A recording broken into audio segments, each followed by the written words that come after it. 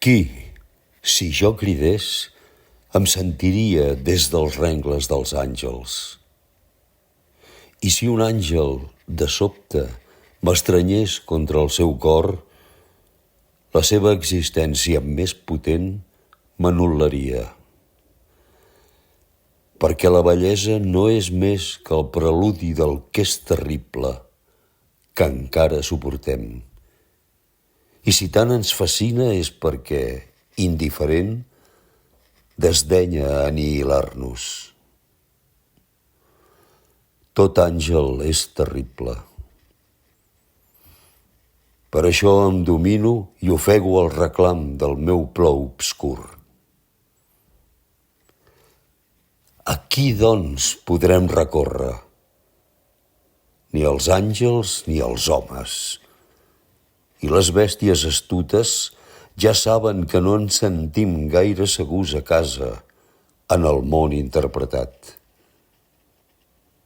Ens queda potser un arbre en el pendent que solem veure cada dia.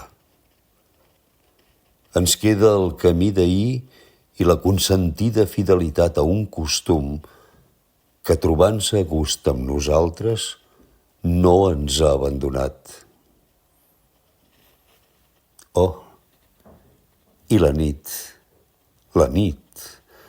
quan el vent ple d'espai còsmic ens afila la cara.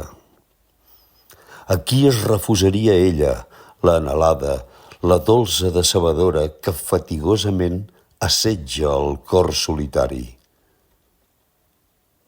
Serà més benigne als amants?